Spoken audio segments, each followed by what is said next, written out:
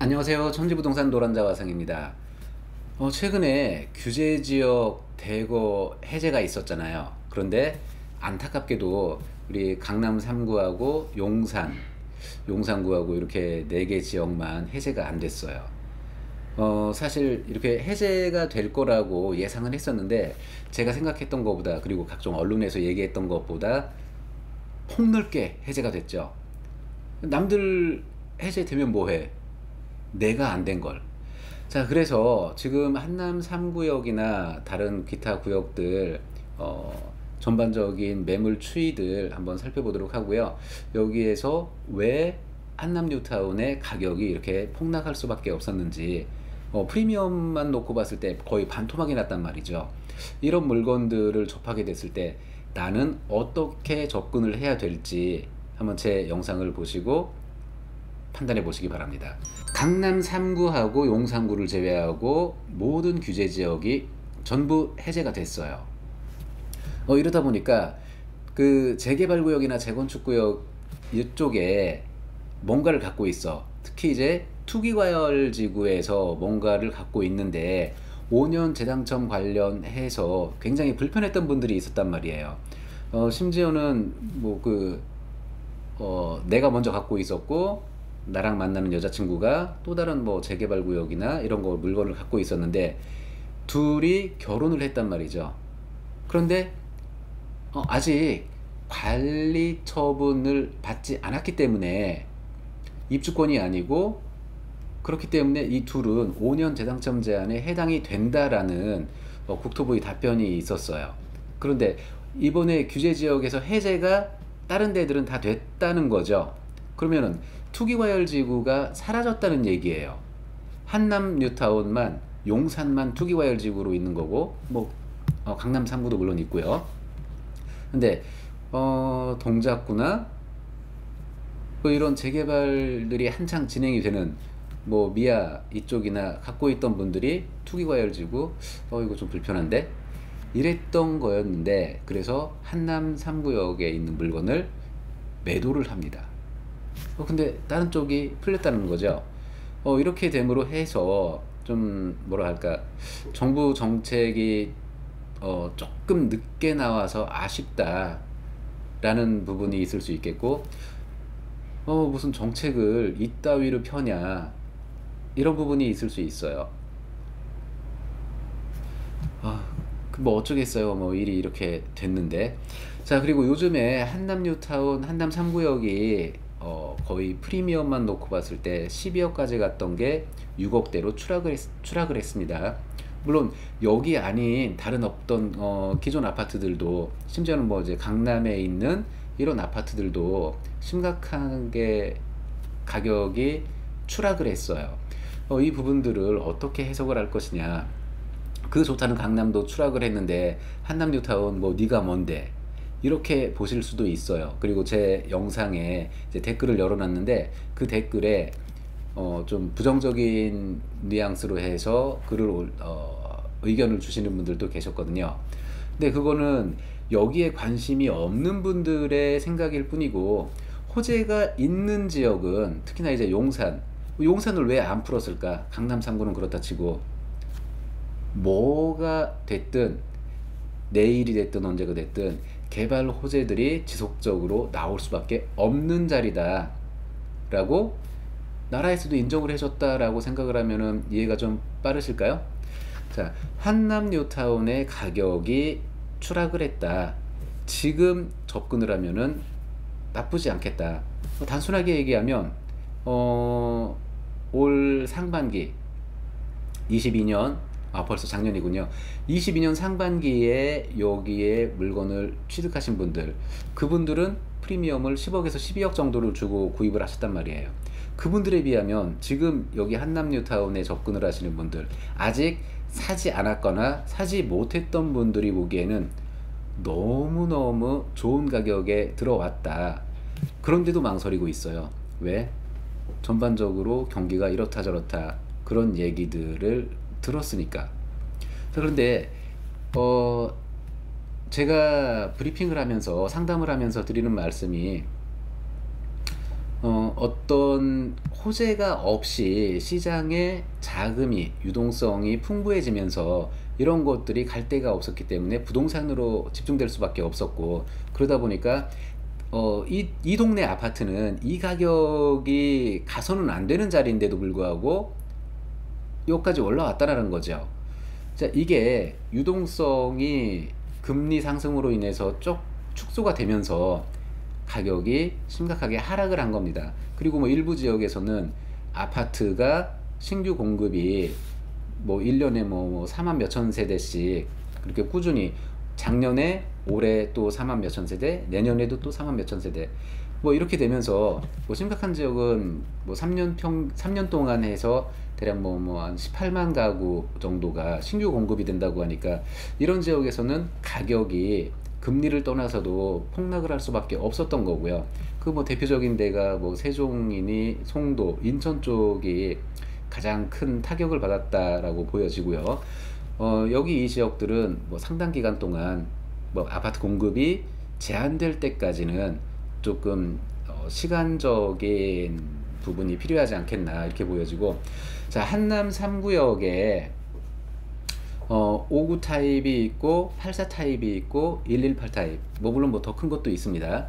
그런데 59 타입에 해당되는 물건들이 상대적으로 많이 가격을 낮춰가지고 매물로 나왔단 말이에요.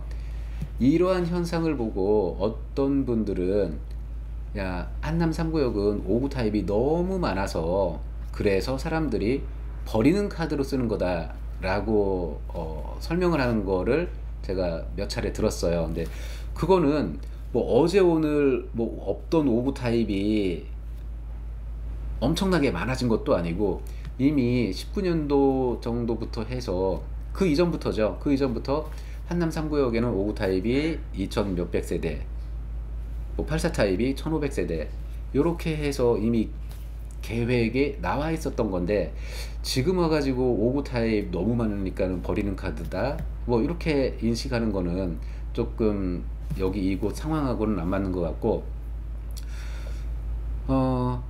제가 오늘 말씀드리고 싶은 것은 한남 뉴타운 3구역, 한남 3구역의 59 타입 가장 베스트 물건은 아직까지도 프리미엄이 6억 아래짜리가 있더라. 이런 물건 만나기가 쉽지 않죠.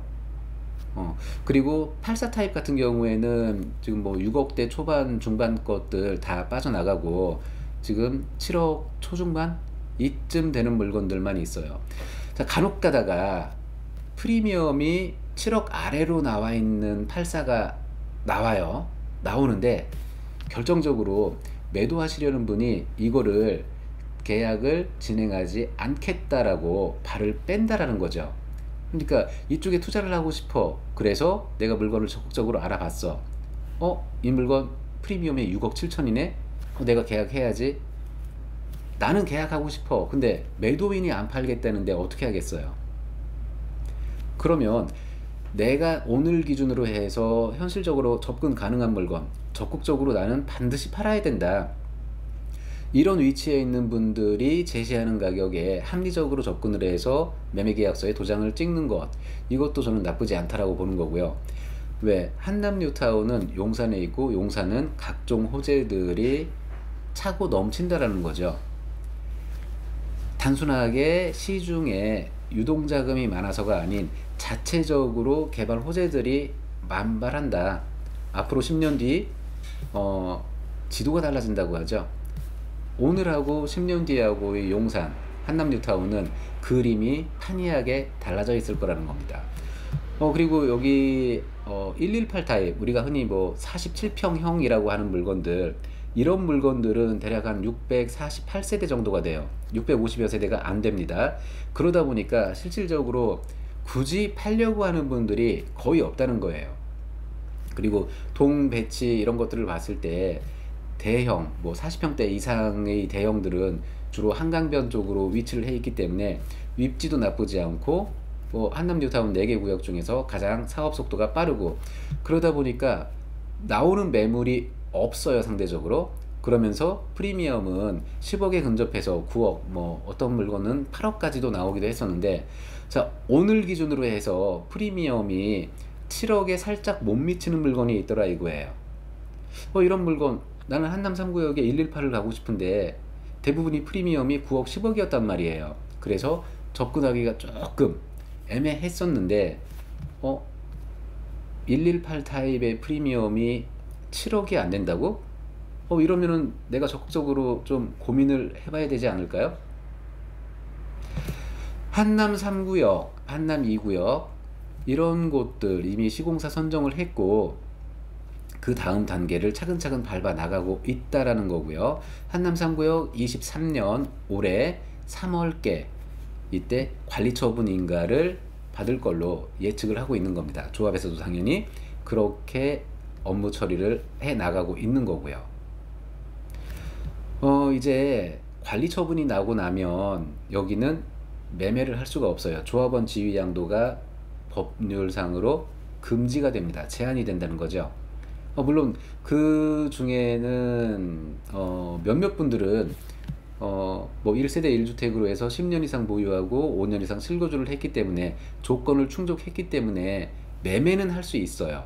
물론 그 외적인 요인들도 뭐 그 직장 관계로 해서 뭐 기타 시군구로 이사를 한다거나 이런 경우에도 뭐 매매할 수 있는데 뭐 어쨌든 매매는 할 수 있지만 관리처분 인가 이후에는 뭐 때문에 못한다? 세금 때문에. 양도소득세가 기본적으로 나는 몇 천만 원만 내면 돼요.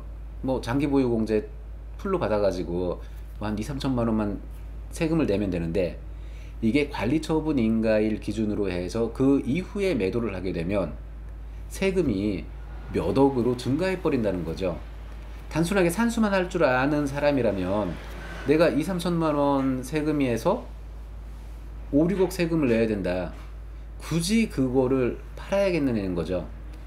관리처분 인가 이후에 나는 입주권을 살 거야 라고 생각하시는 분들도 굉장히 많아요. 그러나 현실적으로는 그런 입주권 매물이 여기 한남 3구역에서는 쉽게 나오지 않을 것이다. 그리고 지금 여러 가지 이유로 해서 급매로 팔려고 하는 분들, 이 물건들이 정리가 되고 관리 처분이 나게 되면 그 뒤에는 팔고 싶어도 못 팔기 때문에 매물 자체가 없다는 거고, 금리가 언제까지나 올라가는 건 아니잖아요. 어느 정도까지, 글쎄요, 이번에 한두 번 정도는 더 올라갈 수 있겠다고 예측은 되고, 거기에서부터는 현상 유지하다가 시간이 지나면서 점점점 낮아질 걸로 예측을 하고 있습니다. 언제까지 이렇게 고물가를 유지할 수만은 없기 때문이에요. 자, 그렇게 되면 여기에 한남 뉴타운에 투자를 하시는 분들, 지금 하시는 분들이 어떻게 보면 마지막으로 보다 저렴한 가격에 투자할 수 있는 그런 기회에 맞닿아 있다라고 보시면 좋을 것 같습니다. 제 오늘 영상 투자에 참고하시고요. 언제든지 전화 주십시오.